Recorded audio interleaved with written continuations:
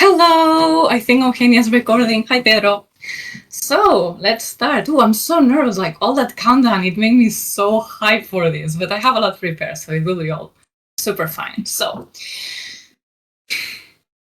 hello. My name is Mar, and some of you may know I've been in Japan for 11 years when I founded my studio here. I studied film back in Spain, where I'm from originally. And then I studied animation the anime way, literally in Tokyo a couple years before I did a bunch of things while starting my own studio. Now I'm running my own studio. We do projects in the anime style, as you can guess. And it can be just me sometimes working in secrets, or it can be like a bigger production. We've been up to 30. So I think it was 39 actually. It's almost 40 people for some projects.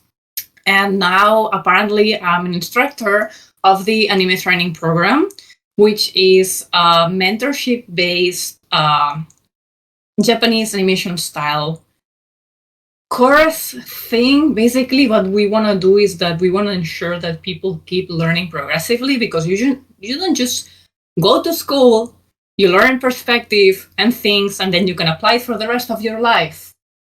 You wish it was so easy. No, we're artists for the rest of our lives, and you have to keep practicing, getting into challenges, and doing all the things, not just once. Like, I draw a phone, and now you have to know how to draw phones. No, now they change models. Now they have different perspectives. Now they move. Now they stretch. Like, you have to do things multiple times. So this program is based in 4 subjects, all of the purpose that you can be a great animator in the anime industry. So you can do layout, which is like the highest tier within the animation categories. Now, to get to that level, to layout, you have to go through drawing, painting, animation itself, and storyboards. We believe this is like a good way to group the areas that you would be touching. Now, it may not be in that order. What's important is that in this program, you would do them over and over. Each month, you're working in one of these subjects. You have assignments in one of these subjects, and then we restart. And because you've been, as we said, you just don't learn how to make a phone once. You have to draw it multiple times, not to mention humanoids, other creatures, backgrounds, everything that you need to later animate well. You go repeating that and you improve. You will need to do that in a program like this, on your own, or at work. Whew, let me catch a breath. And the thing is, in the animation industry, this is very built in the industry, this type of learning, because usually you have a junior animator and then you have someone above that will correct animations, and they will learn from those corrections. And that is what we're trying to mimic with this program. Now, before I explain a bit more about today's lesson itself, I'd like Pedro to present himself. So basically, today, to make it clear, I'm the main instructor, like the lead instructor, and Pedro is assisting me today.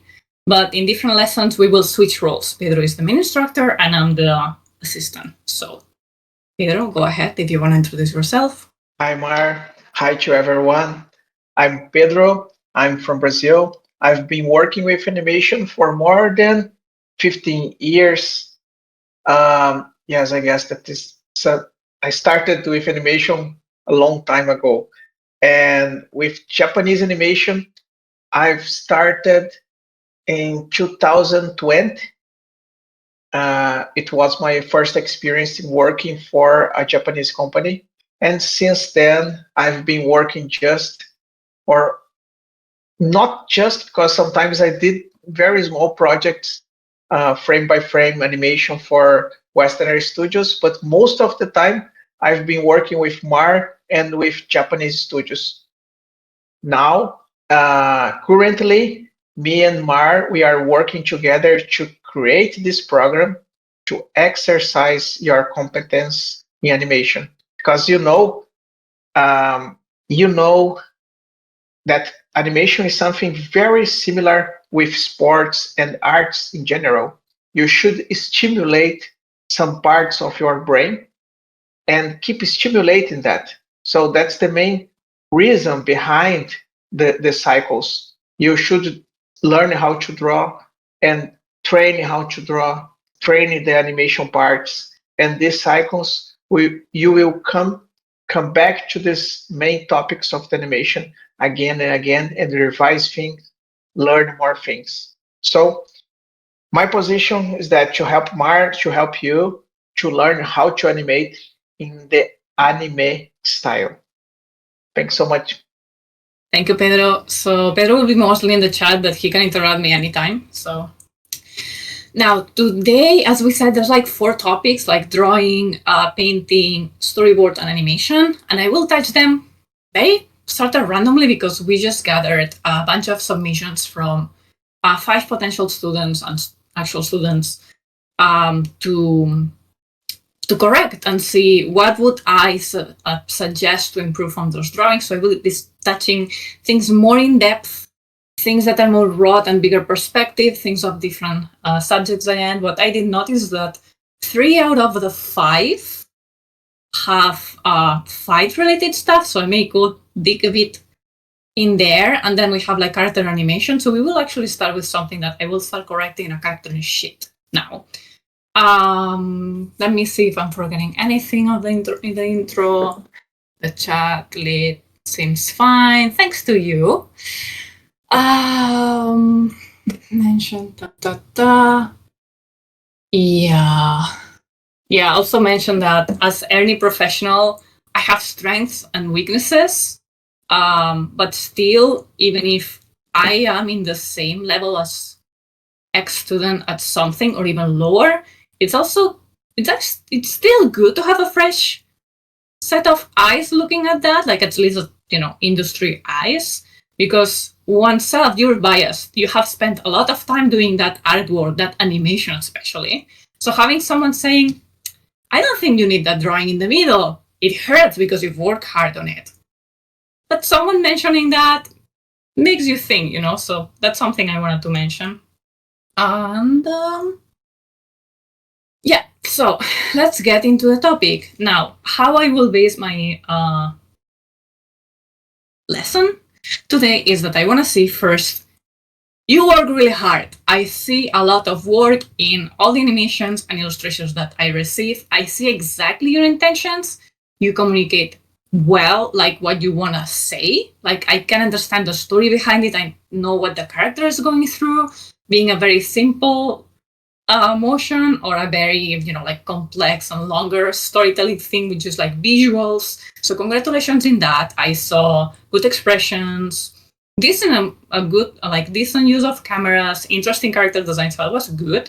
What I will focus on is how to improve things so the viewer doesn't get disrupted, because there's some logistical and more technical aspects, be it timing, maybe something like in the anatomy is not working as it, humanly usually works, things like that would take the viewer out of the story. So that's where I will be narrowing in. That doesn't mean like that I'm correcting and going hard on the things to improve. Doesn't mean that there aren't good things in your work. I want to start with that, okay? And also, you have to also consider that maybe I say, this has to be this way. And sometimes it's not that what you did is wrong per se. It's that, so it works in a pipeline. So another animator can take over this character and animate it properly. So you can work in a team in general, so you can create something longer and be consistent. You need that, okay? So it's not that the animation itself, what you do, doesn't work. It's that it will be difficult to continue, for example. Or again, it would put the viewer like, oof, that doesn't work, or just doesn't feel anime. Because anime has a very specific way not to just do things, but to simplify things. Okay, that's what I will narrow in. Let me see. Chat. Are the models people applying for a job? Blah, blah, blah, blah, blah, blah. Oops. Okay, I'll let Pedro go through that.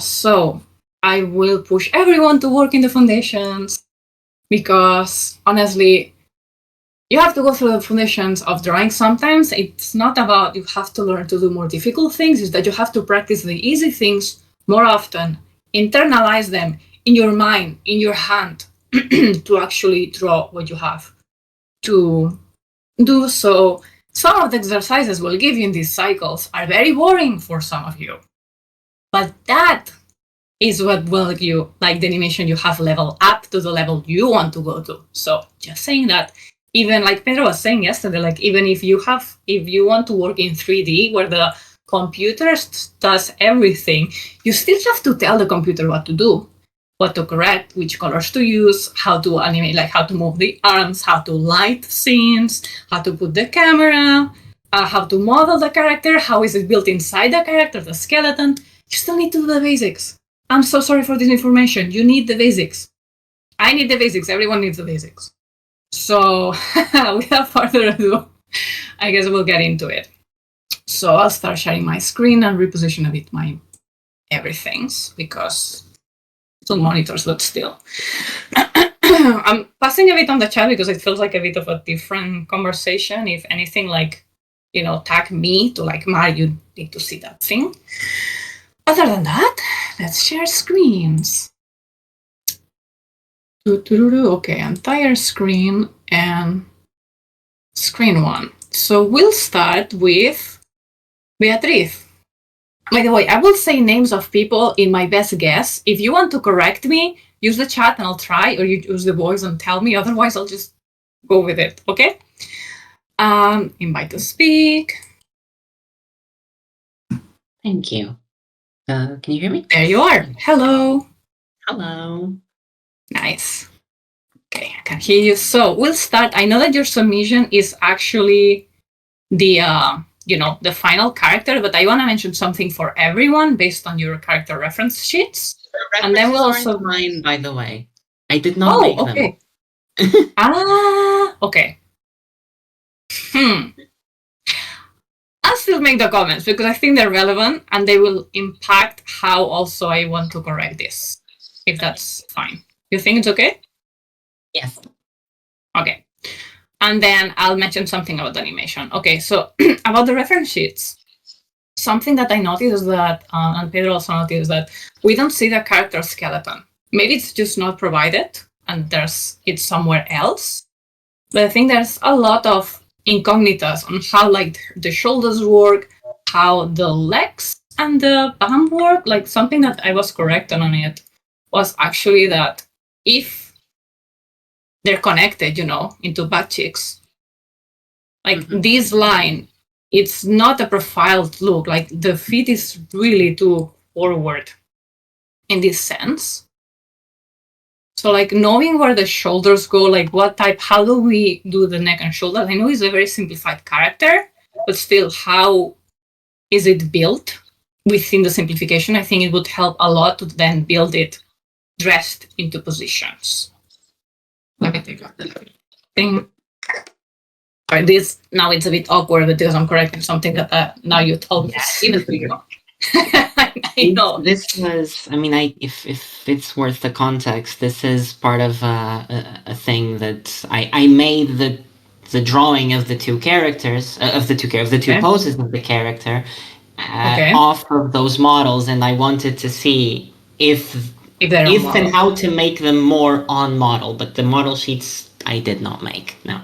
Yeah.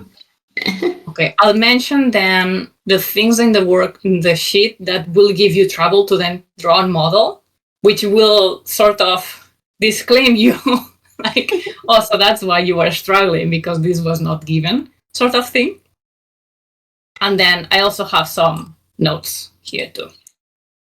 So the things I was struggling with to understand of the character is, like, the line, like this bump in the head. Like, usually when you see that, is that this line, sorry, let's color. Usually the line of the head usually goes together with, like, the line of the, like, head and someone, like, the hair has, like, a bit of extra volume. There's such a bump that you don't know if, like, is it supposed, like, the head to be like this? Or is this line continuing down? So that's something that was most likely not helping you, as well as the head size changes from, one character to the other. Like, what's this difference, sort of thing. Like, that's something that was giving you trouble, I'm sure. as well as things that the eyes are not. Okay, thank you for the credits. That's appreciated. So also the eyes don't feel like they're in like the same line, like you have usually they're in the same height within the face. Not always. And in this case, they were a bit like out of place. I noticed like in multiple of the drawings, if you draw the line, they were like one up, one down, right? If you see it without. So I was correcting a bit that. So that's something that you had to follow to make it on character. So that's something interesting. As well as the ears, like it feels like usually this round thing would be right on top of the ear, but it doesn't feel like normal. Yeah, they feel like they're a little too low. Yes, exactly. Like it's like the headphone fit. Yeah, the headphone fits where the ear should be, but it's not. Like usually the character design draw them like very little, like very low. Yeah. Like where it should be like more like, usually I draw the ear from the top of the eye, the lower part of the nose, that's where the ear goes. Oh, I didn't try to make that rhyme, but I guess that could be easy to remember later. Yeah, so knowing that information, something that I noted in the character is that there's a lot of struggle also in the left side, like because we have this hair that goes like usually like behind the ear, right? But in the frontal side, sometimes like here it's drawn, but I think it wasn't in some of the other drawings, was it? Hold on.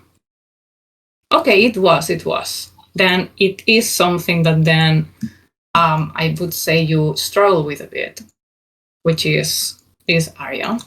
Like connecting the ear to this, and then this line, right? It's like you extended the fringe, like see my camera, you extended the fringe too much to the sides, and then forget about this connection that usually goes in front of the ear. And in the character it does. So that would give more perspective to the head, as well as maybe because of the character design that the hair goes very high, I would also lower it, like this head a bit, and the short fringe, as we said, would start around here, not as much high, because it has like this, we have hair that goes down, and from here, then we have the rest of the hair. That's something I'd say, as well as what we were commenting on the shoulders.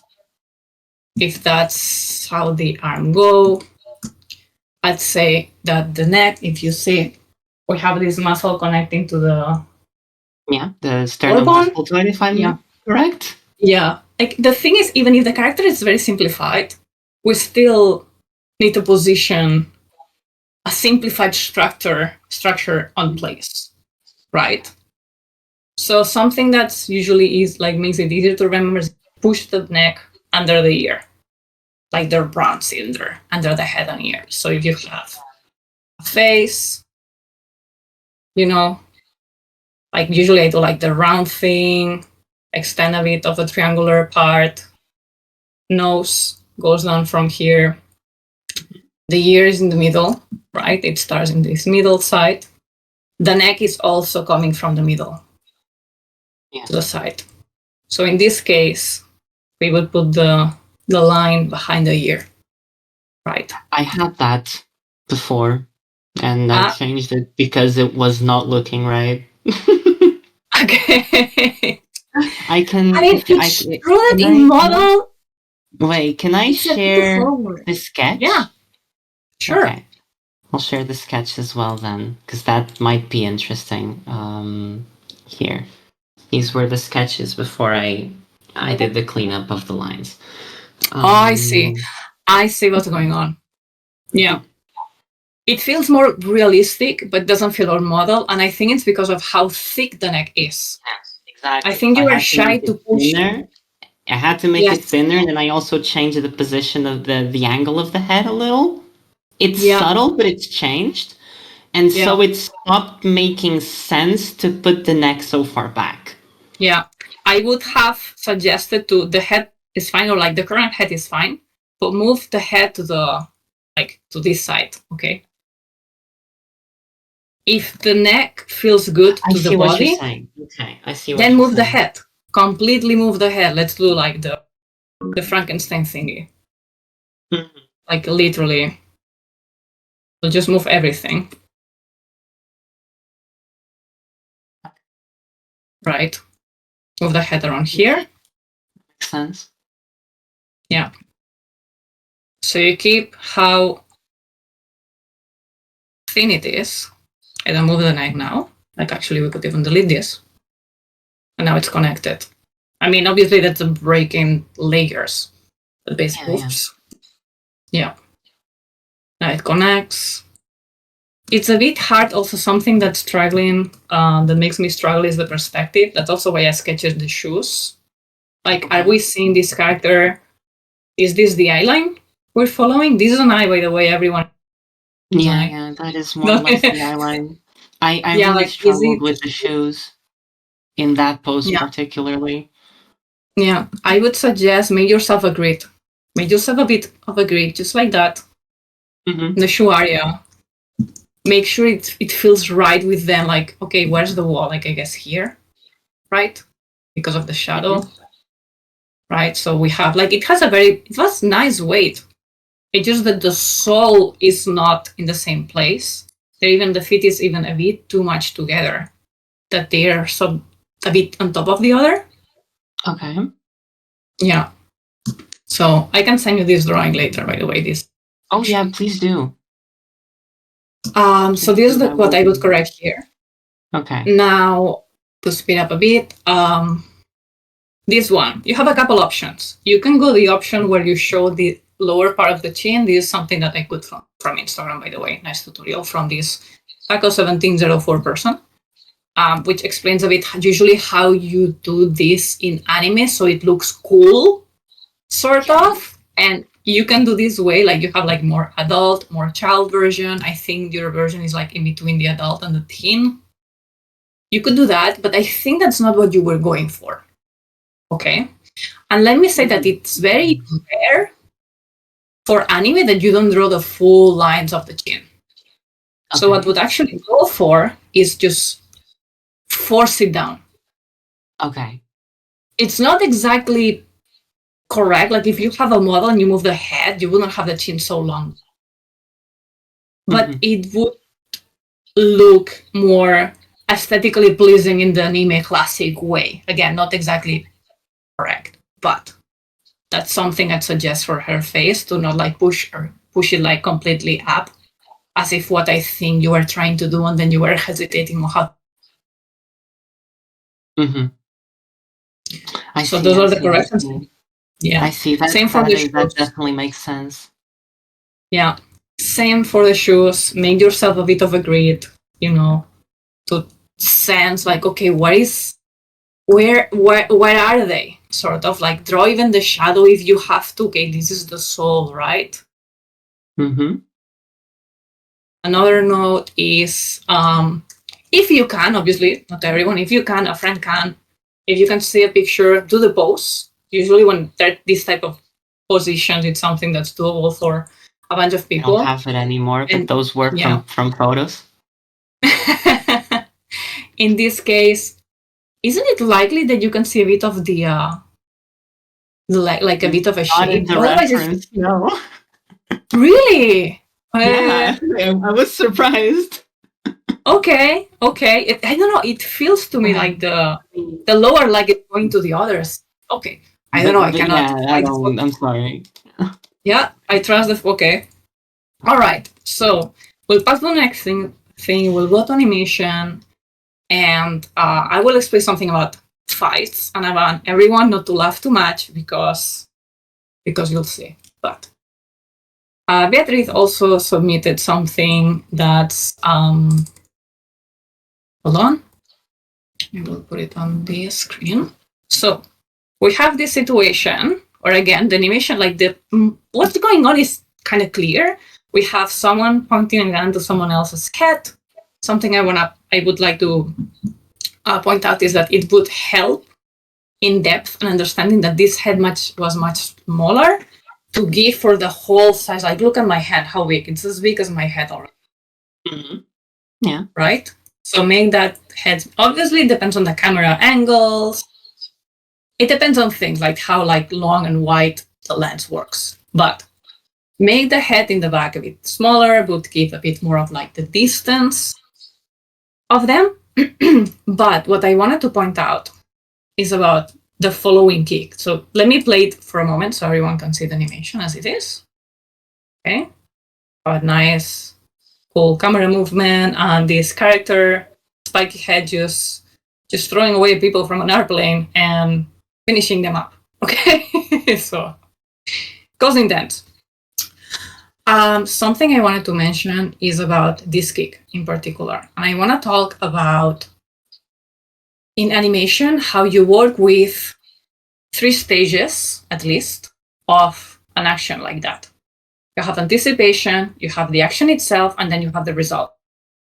So simplify, anticipation of a punch. Like in a real life fight, you try not to show much anticipation because then the person would know you're trying to punch or that you would punch or anything. But in animation, like if I'm about to punch, in reality, I would just go for it, okay?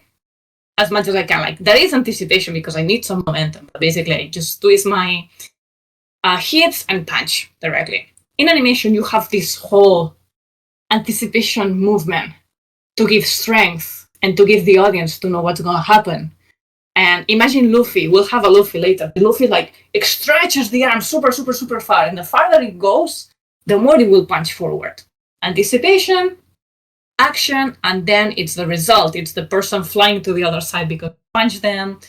It's that the person doesn't get, like the opponent doesn't get any effect, but then the rocks behind the opponent break. You know, you have something to tell me how strong that action was. Something that I would like to say in this is that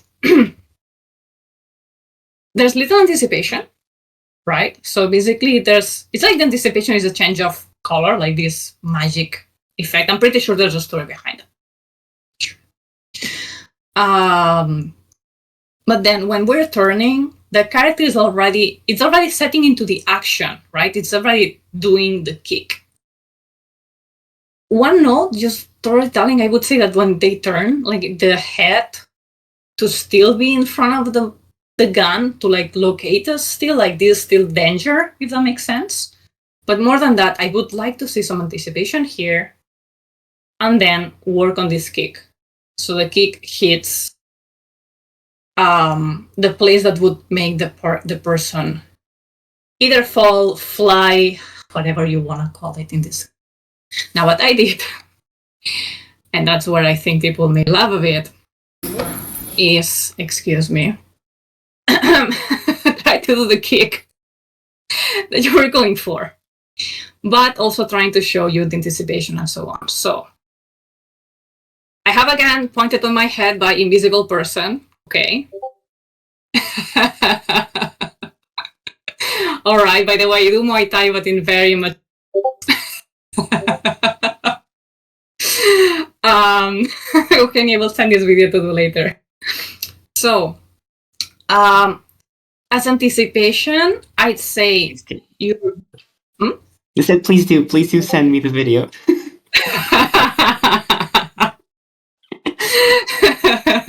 Everyone is so nice, but I haven't done the kick yet. Hold on. So what I would say is that first anticipation is that the body moves to the other side, opposite to where you will turn it later. Okay, just a bit before we will do the kick to the other side. Now, I don't have enough motion skill technique to actually do such a kick with just that little momentum. This is just the pose when I'm stopping now. This is the pose where I would draw like the keyframe of anticipation. Now I will start moving again because I need to do the kick. Okay, like I'm actually turning my body and then actually do the kick. And I want to mention something very important for everyone that sends animations. Even if I don't see the feet, the feet need an anchor. The body needs gravity. We have one animation where people is floating around. That's a different case. Okay, that's a different one.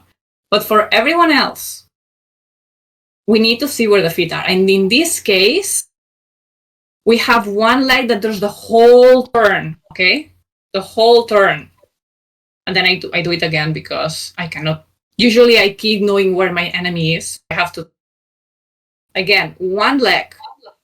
It's not completely straight to the ground, but it's one leg that does the actual kick. And you go as high as necessary. In this case, if you're kicking someone down from a plane, I guess the kick would be high and hit the back, high back. Thank you. You need to kick the high part of the back of the opponent to make them fall down from the airplane. From the motion I saw in your animation, however, and now focus on my camera, real life. So it's like the character go like this when the kick was hitting this high. But actually, it felt like the kick was hitting the lower back.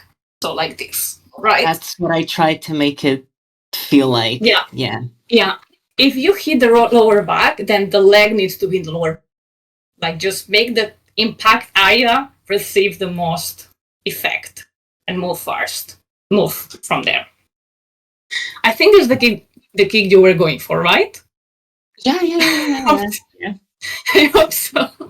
I mean, I will play. Yeah. I think I was going for some very action thing, and we came up with that in like the entire thing in like a few hours, and I just recorded a very simple reference and tried to make do with it.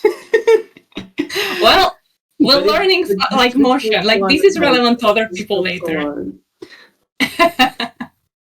I'll play it once in like actual timing just so you see it. Okay. Something timing is very important. Usually these super cool things, like actions, they're actually very fast. You don't need a lot of drawings for it. That's why usually they add like a bit of an impact moment or in the anticipation moment. That's something to be said. So let me play this and we move to the next person because now we're a bit late. So anticipation, and then I will actually try to do the kick and be too low because it's a big turn. Okay. And I do it again, but sadly the phone was falling, so you cannot see my feet. Anyway, that's it on fights. Let's go to the next person. Thank you very much, Bea, for your time and your submissions. I hope this was helpful. In actual production time, how long would a sequence like this take? I don't know if Pedro can reply. I'd say it depends. Yeah, and the level of detail and such. Okay, next one is Ernie. We have also fight, and we were talking about Luffy here. So let me play first what Zerny sent. Okay. Very dynamic shot. Very dynamic shot. I'll let it play again because it's a lot going on. Okay. Now, what do I have to say about this? First, good job. It's a very cinematic one. Now, how I would correct that? Thankfully, I have the Clip Studio Paint file from Zerny. Okay. I don't know if I'm pronouncing the name right again. Feel free to correct me and I'll go with it. What I would say, and Pedro also was saying about this, is we need a part with a much more like slow motion moment. Okay.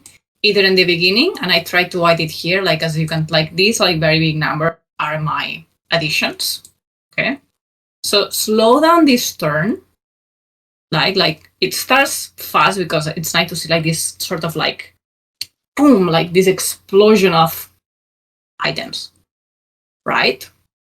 Then it turns a bit slower. Then it transforms into an actual person. Luffy is a person, right? And then where I would actually slow down, more than in the beginning, is here. Right in this turn to improve that he's recognizable. Like you can even have like a feed going like in the front of the screen. Not completely fully, but to give like all this big depth thing because Luffy is so long. That's the point of Luffy.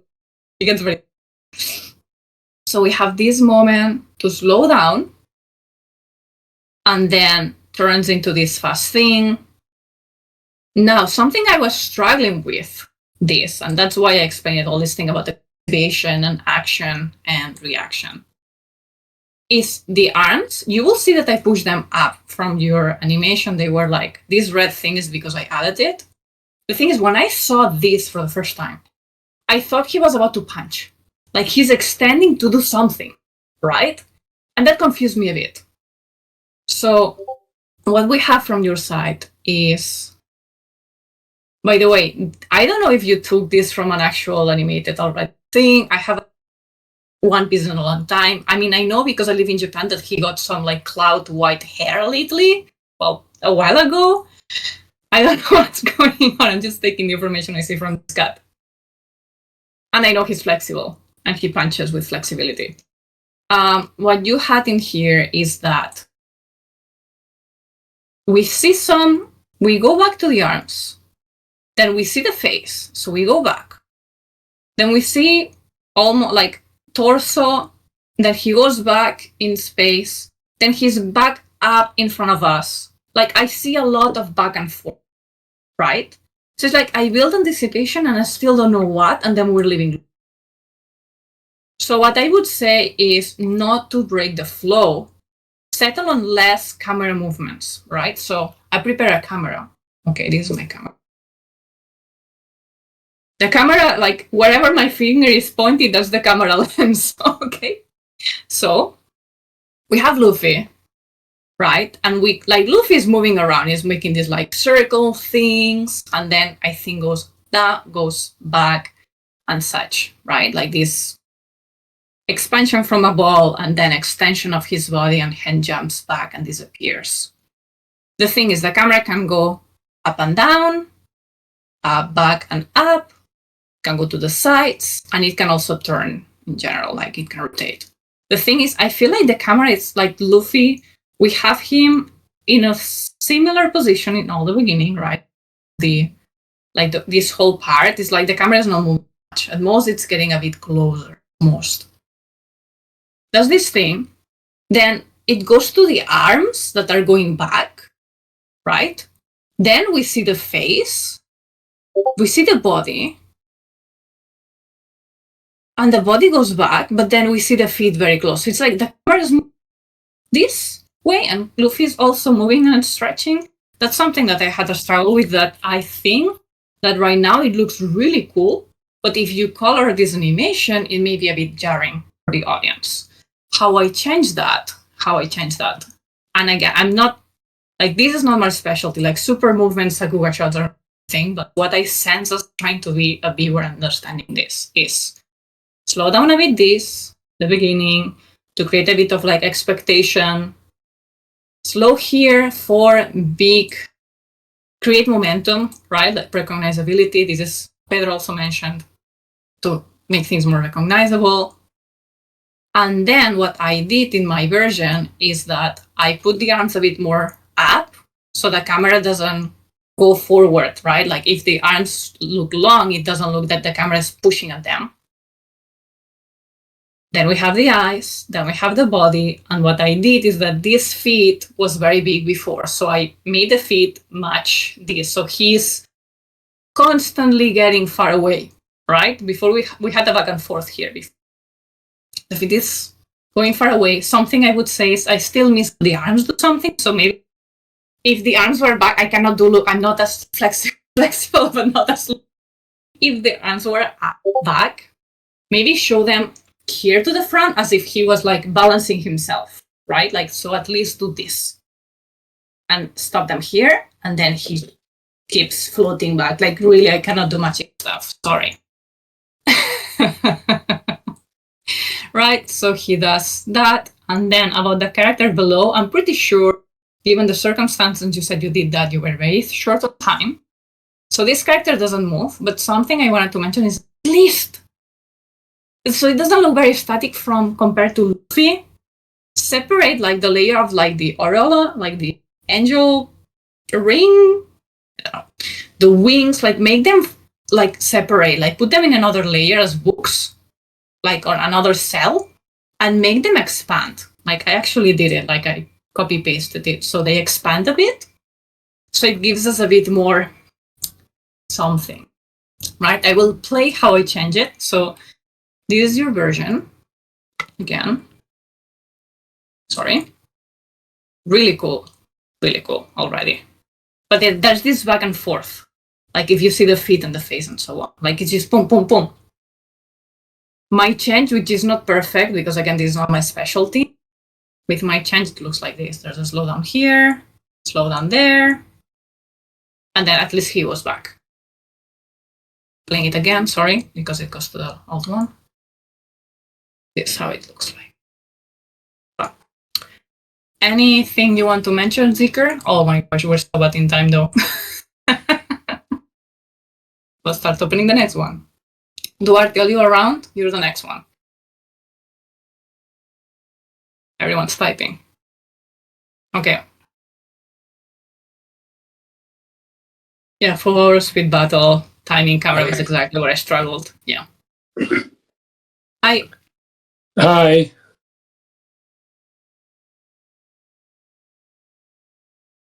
All good? Okay. But sorry, I thought it was Zikr. Hello, Duarte. Let's go with yours now. So what Duarte sent us is there we are. I know you tried to send a CSP version. However, what you sent was still a mob, was still a video. So I'll just play the video again, and I will say what I noted from that. How do I unmute? I don't seem to be able to. Okay. Muted. Okay. So you have this story. Yeah, sorry. I want to congratulate you. Like, storytelling was fantastic. Like, I know what's going on all the time. Like, I know the characters, like what's, like, there's this fight, one starts to fly, transforms, shots, the other laughs at the shot, magic bat, return the attack, avoid the attack. Like, storytelling, it works. What I feel that would benefit you is to go back to the foundation so you can make this look as cool as you intend. Okay, so going back to anatomy, and especially when you have a character that's being dressed, I feel like you didn't most likely draw the body under the clothes in this case, because when I see you, I see that you draw a body that's more naked-ish. You do a better job at saying like, okay, the knee is around here, the ankle is around here, but when I see them dressed, I don't see that. I'm missing that. So creating a body structure would help you a lot, like study anatomy and go with that will give you a lot of level up. Something else I want to mention is timing. Like these battles are about speed. Obviously it takes, what was it in It was like how many episodes were 5 minutes? Like obviously you can break timing for the sake of drama, but when you're making something slow, you're also telling the viewer that we're in slow motion, we're in someone's head while they're thinking and such. But for example, in this case, the flying character throws a speedy, object of magic to the villain, and then it takes a very long time for the villain to to get that, right? So something like another excuse, like to slow time. I'm not sure what's the exact technique I would use here in storytelling at the moment, but think about the timing of the scene so it doesn't like jar you away. Would be something to consider, right? Like the thing is still flying around during the whole motion. By the way, very nice laugh. Like it's a very nice how do you would say body expressions. I'm sort of speeding up because I feel like we're low in time. Yeah. That's something I wanted to mention. But yeah, like the anatomy, I feel like that there are muscles around these areas, but you still struggle to connect them and see them in motion, right?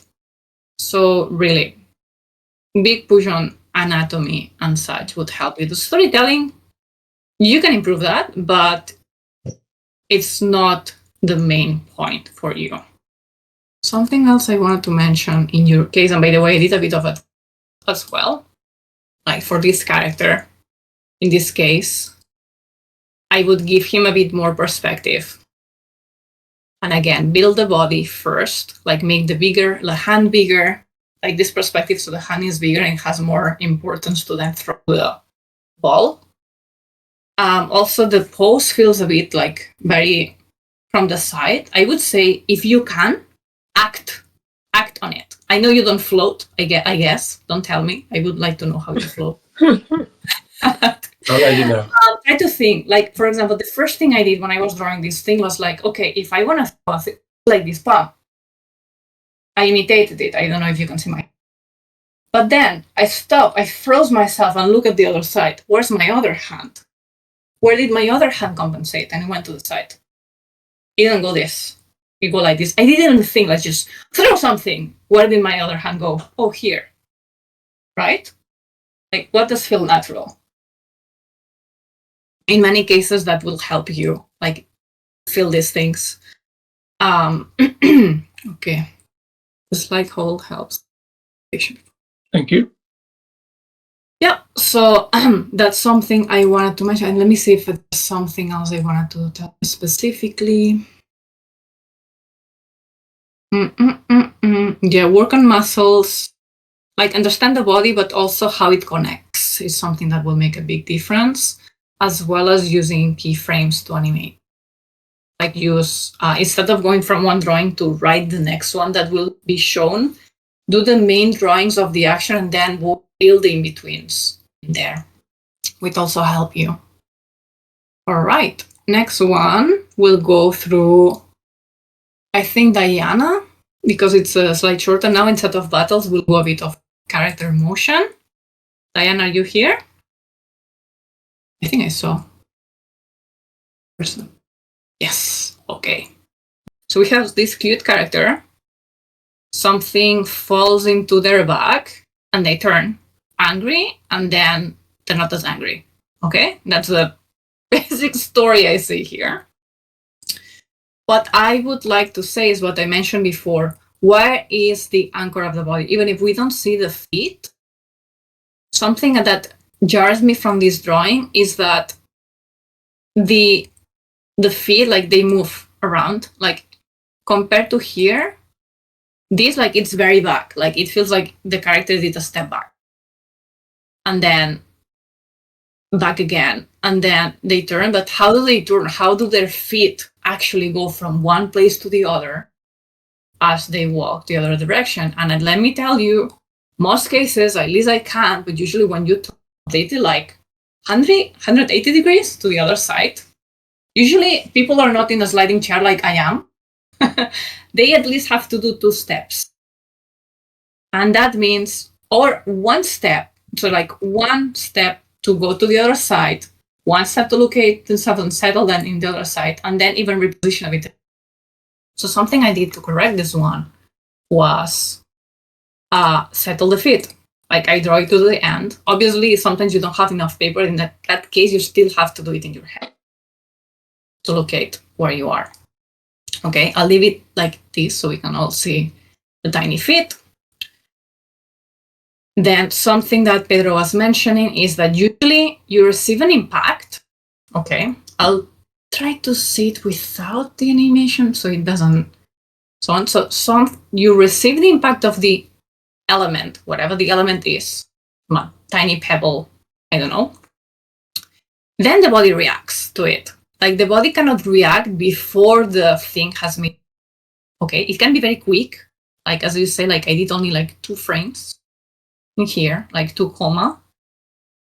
See that the feet are still like in the same area. They bend, the feet can bend, by the way, but they're still in the same base. Something I also wanted to mention is that depending on the element, like this, and acting, but if a pebble bumps into me, if like tiny pebble or something that like surprises me, this is usually how I would react. See to my camera now. I would react like this, most likely. Something that doesn't hurt me but surprises me, like a big insect just touches me. I see a bee passes behind me. I protect. However, let's imagine that it's not a pebble, it's a drop of cold water. The reaction is completely different. I would try to avoid the thing. So that's something that I wanted to mention as well. This is not like set in stone. This is how you animate an object surprising you. There's many ways to do that, right? So in this case, we're taking it as if something that doesn't hurt much, but surprise and like, ugh, sort of thing. So we have like this reaction. Then don't go back and forth. We just have one reaction. And then he already starts turning, okay? I don't have the classical notations in animation, so I just did a very strange notation. But I would say that the arc is that he turns a bit first, right, to the other side, and see that my legs are starting to move. One leg, like he's now on 1 foot, and the other one is already on the air turning. Thank you. 1 foot starts going up and settles to the other side. Like, look at the feet. And that's why the character moves in the screen. Where is the screen? Right? So we have this reaction, and we don't have to do it in the middle. Motion is like just a bit close to the reaction moment. Starts turning. You can have secondary motion like the hair. Tell me how fast this character is turning. Then goes to the other side. 1 foot settles. In this case, I didn't make the others move. I don't feel it's necessary that he turns completely. And again, hair in the next, like we start in here would be the first type. So in 3, I'm speeding up. I'm sorry. I thought I'd be better. I took time. But basically we have the arc. We're here now. Okay, reaction. Starting to turn. Almost, like, actually it's almost turned, but we still have some movement to settle in the new place, right? Settle, and also the hair to fall down. And then if you see the previous one, we have from this expression of mild anger to sort of surprised or like relaxed. In that case, I would not do that only with the face. I put the shoulders down, at least. So you see my animation. I'll take out the other one, something like that. It's very fast, by the way. Everything happens very fast. I would slow down this motion so much to make everything readable. In these cases, if you can, act a bit, see a video to help you with timing, try things. Okay, where's the something like that? Okay. That's how I would do the timing. Or, nah, okay, I will spend a long time fixing this, but anyway, slower. Just realized the hand icon was the request to speak. Okay, yeah. Okay, next time. All right, we only have 5 minutes left. I know that I have a lot of outro information, so let's go to the last one, which is actually a big one. To everyone, I can send you later my CSV files. You're welcome. So, Zam, I don't know how to pronounce your name completely, but I'll call you Zam if that's fine.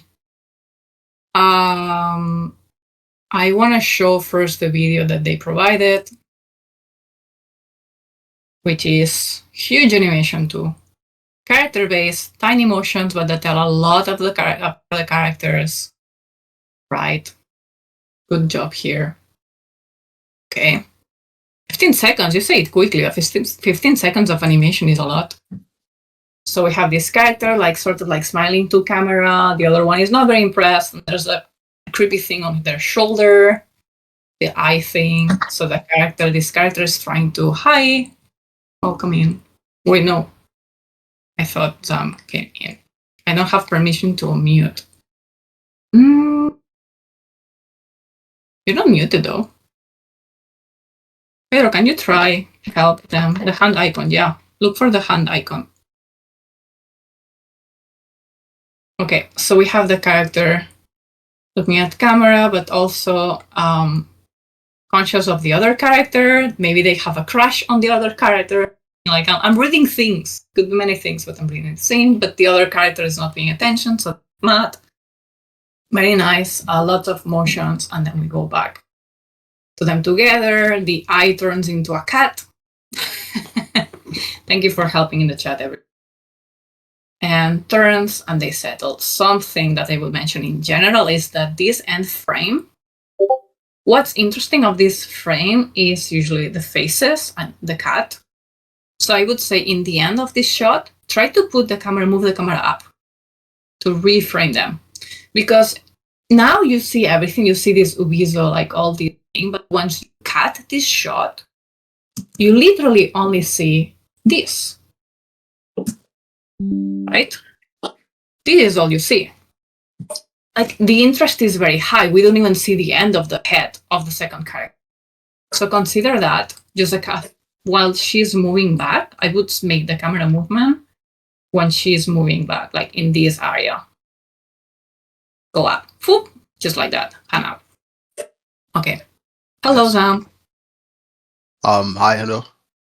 Am I audible? So, yeah, I can hear you. It's all good. Cool.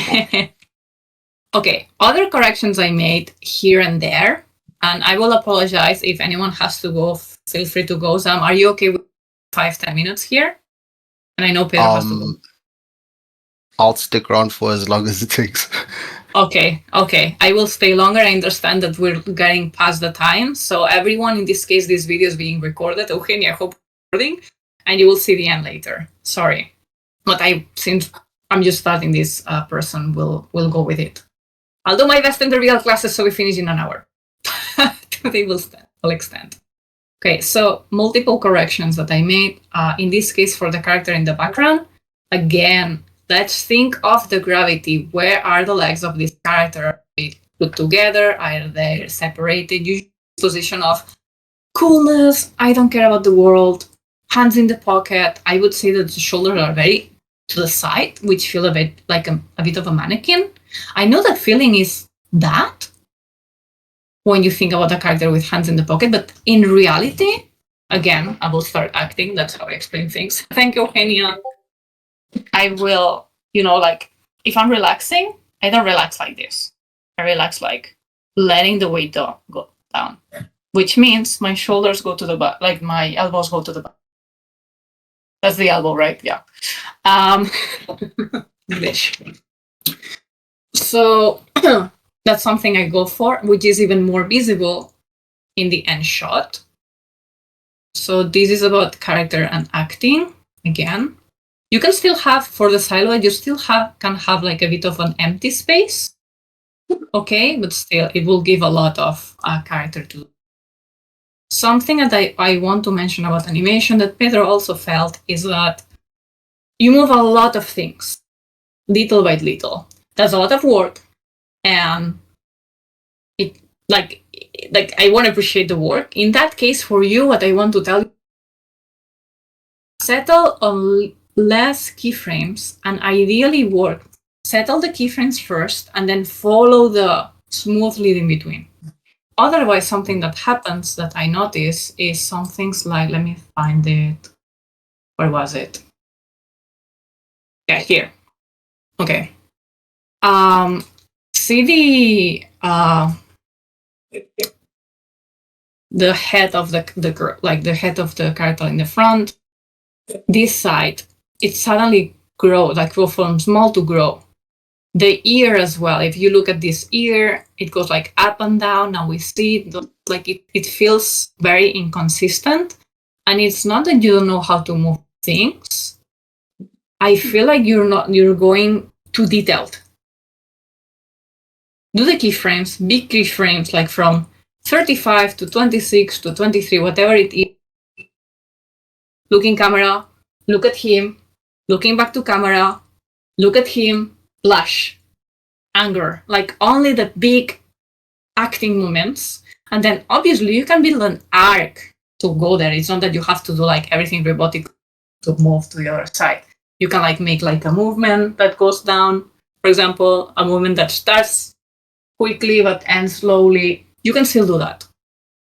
But I think it would help you a lot to not distract, to have like little things, and it will be even easier for you to go smooth from A to B. Design things.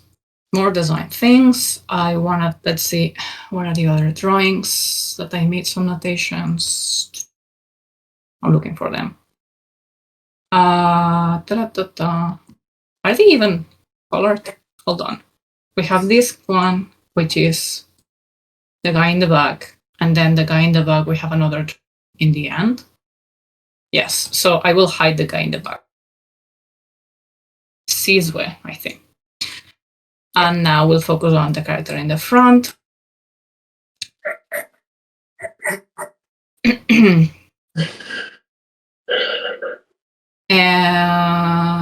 Okay. Yeah, there we are. So from the beginning, I made a few things. So notations on consistency on design.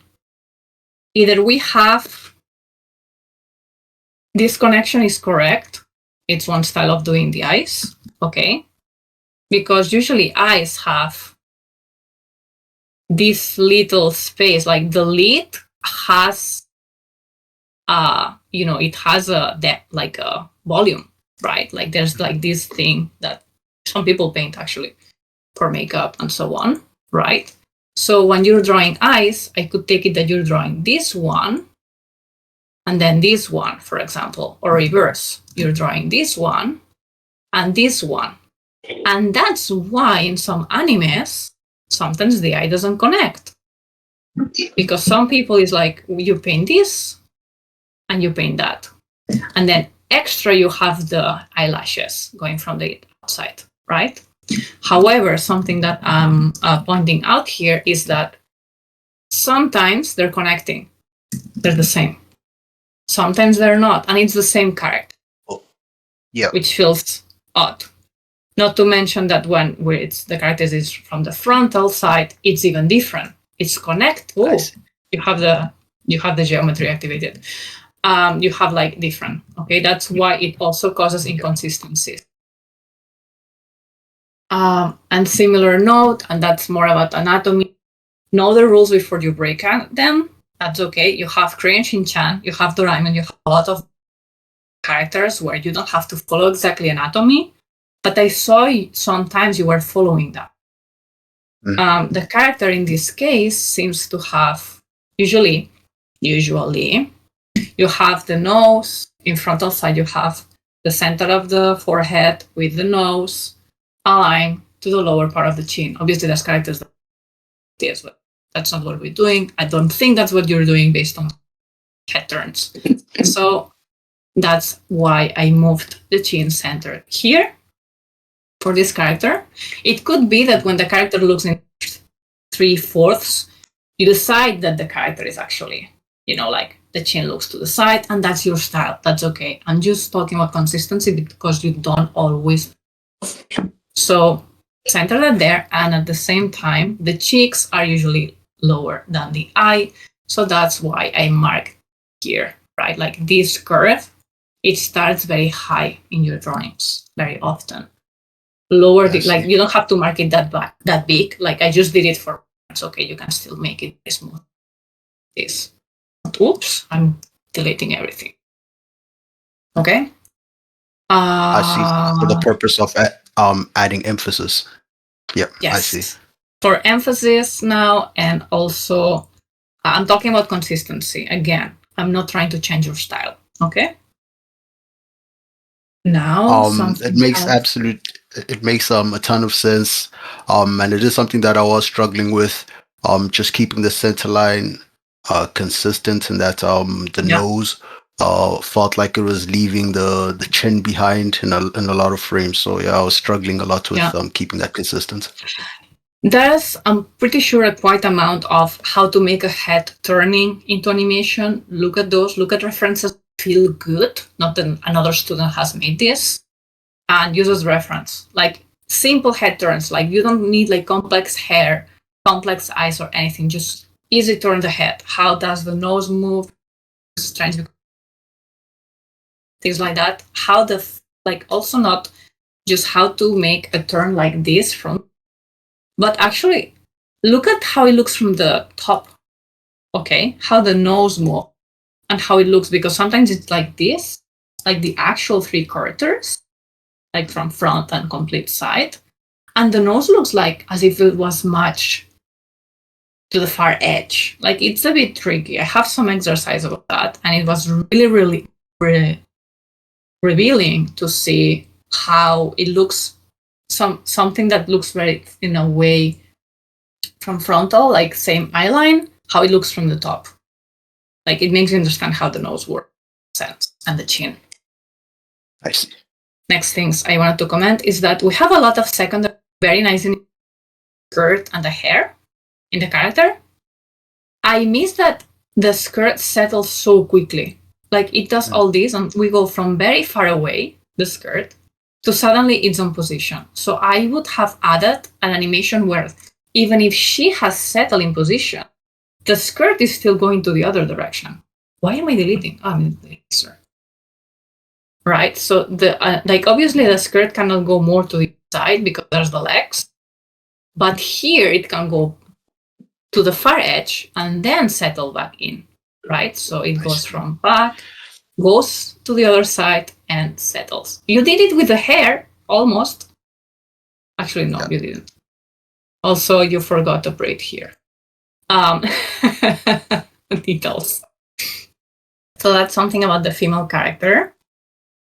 And I think the last one is just the cat. That the cat is on top of the guy's shoulders. Yeah. If I had a cat here with the 4 feet, the cat would fall. I need the back legs of the cat to be in my back. On the back, okay. Yeah. I see. So the cat has like this 2 points of gravity, 2 points of gravity, and then the cats have this magic balance sense. That would help. Otherwise, it feels like a big like copy paste. Poof! Magically. I don't know. Maybe the cat floats. You can solve a lot of things with magic. It makes absolute sense. Considering that, his stomach would essentially be like draped over his shoulder, and then his front paws would be like on his front pec, and then his hind paws would be on his back. That actually makes sense. Correct. Yeah. So like you have a bit of the body here, the paws here, but then you would see the back of the character already there. Yeah. Right. Definitely. Even the belly would already be a bit back. Right. So this is where we would cut. Mm-hmm. Yep. So those were the comments for everyone. Moral of the story, fundamentals. Because you all have very good ideas that go far, let's say. Like they go like very creative, and some things that are more or less complex, usually more complex. And it would improve so much with anatomy, thinking, where are the legs? Motion, where's the camera? Like, is the camera moving well? Is the camera not moving? Things like that. So that's my point. I hope everyone learned from their art and from the others, which is part of why we believe this course needs to be, like this program needs to be something with others like that, because you learn from yourself, but you also learn from other people's struggles and challenges. And we have applauses. So I guess I'll close from this. I want to say, because the video record for next week, we're at the time of this recording, we're deciding who gets the scholarship. We will decide soon. We have finalists actually listed, but anyone else, they can enroll anyway, like anytime, like as long as there are slots, you're enrolled. We still have slots for both time zones, like time slot, like we have at 8 a.m. Japanese Standard Time and 7 p.m. like 1900 Japanese Standard Time. We have slots for both so far, still some. And you're free to enroll if this seems useful. You can enroll now. You can even enroll in the course has beginning, because again, we work in a cyclical way. As you have seen, students can have very different levels and still be able to learn from each other. and they will keep repeating. Like someone will be leveling up, and then someone new join, and they start. So as long as we feel that you're in a level, like you're in a good level enough, where we can teach you and mentor you, that's the baseline, right? And then you learn from there, and we learn from you as well. Like correcting this, you made me do kicks in the air. No, actually, will not do this. Please don't think I will do this every time. It was fun, but basically, I think you got what I mean, and this got very long already. Thank you very much for your time, and I guess see you in the next. Bye-bye. Bye, chat. Yeah.